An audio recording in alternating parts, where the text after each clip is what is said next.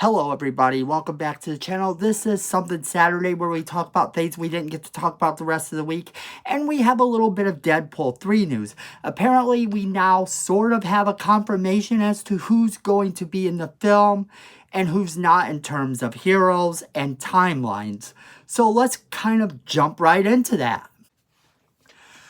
Alright, so first off, let's address the proverbial elephant in the room, and that is the fact that we do have a writer's strike going on, as well as an actor's strike. And this hasn't happened in a very long time together like this. So the fact that they're happening together is a little bit important. However, it's not really something that we as fans want to talk about, because it is prolonging our projects from coming out. It's postponing things we want to see. So on this channel, while I do kind of understand some of their demands, we're not really going to talk about that on this channel. However, if you are interested in knowing about the writer's strike and the actor's strike and some of their demands and why they think they are important, go ahead and read up on it. I encourage you to do so. But we're not on here to talk about that. We're on here to talk about entertainment. We're on here to talk about the things that you want to see that are coming out.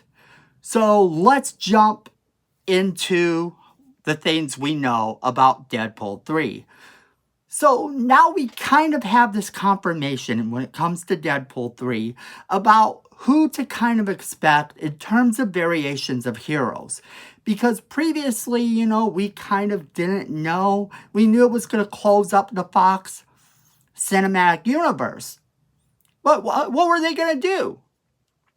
Well, we kind of know a little bit better now, because what we've been told, at least in terms of the rumors coming out now from fairly reliable sources, is that this is going to be a close to the Fox cinematic universe.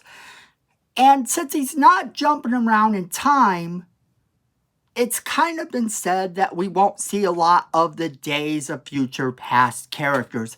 Now, that kind of saddens me in a way, because there are a few I would really love to see reappear. Like Quicksilver is one of those people, but we kind of got a hint that he might return in WandaVision, because he did play a character that was pretending to be Quicksilver and she was buying into this. Now you can make whatever thoughts or whatever you have on that as to why she bought into this. Was her mind a little gone at the time too? We don't really know.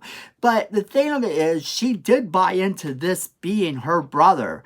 And we could potentially see him come back as a variant of Quicksilver, which would explain why she would think that. And it would work. The Marvel Cinematic Universe doesn't really have to play by those rules, being that they have all sorts of variants. However, in the Deadpool 3 movie, he's not going to be traveling back through time or anything. And since he's not going to be traveling back through time, it kind of limits where he can go and what he can see and what he can do. So what it comes down to is, since he's not going to be time traveling, we're not going to be seeing the Marvel First Class people in it. We're just not. We're going to be seeing the older actors like James Marsden, Halle Berry, and probably Sir Patrick Stewart as Professor X, if they have a Professor X in there. It's not to say they're going to fit every X-Men in there. They probably won't fit every X-Men in the movies in there at all by any means. But we're just not going to get the younger versions of these characters. And while I am a little bit disappointed in that, that is understandable. Now, in terms of the Fantastic Four, there are a couple variants of the Fantastic Four, and I don't feel like it would be time traveling for us to see any of the other Fantastic Four incarnations in this movie. However, being that that it is sort of the love letter and closing to the Fox cinematic universe of that, it's probably going to be the older generations that they use. But again, with the younger generation of characters, with the younger cast that we got in the last reboot of Fantastic Four, it is still potentially possible we could see them come into another movie. And it would be acceptable and it would be plausible, but I don't think we're going to see them in this movie. And everything that I've read and heard kind of hints that this is going to be solely the older cast. So we're going to be seeing all of the people that we originally saw.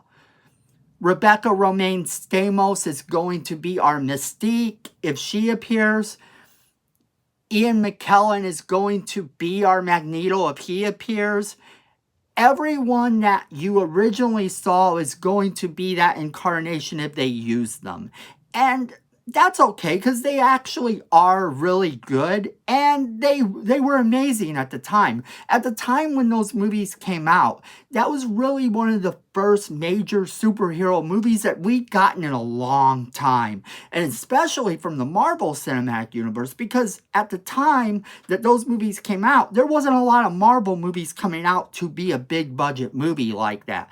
You had a few here and there, but this was the first major superhero franchise in a long time for Marvel. And I think that using that and closing that and paying that some respect that it deserves is probably a really good way to go for them. So while I am disappointed that some of the younger cast isn't coming back, I actually completely understand why they wouldn't use them in this movie. But as always, I want to know what you guys think about all of this. But we want to know what you guys think, so make sure you're leaving us a comment in the comment box below. Share this video with all of your friends so they can be a part of the conversation as well. And then friends, hit that like button as hard as you can. Miko says we need more subscribers, and you don't want to disappoint Miko, so go ahead and hit that subscribe button. Hit that notification bell so you don't miss a single video we do. And then friends, at the end of the day, I know it, you know it, and Miko knows it. Fandom is family.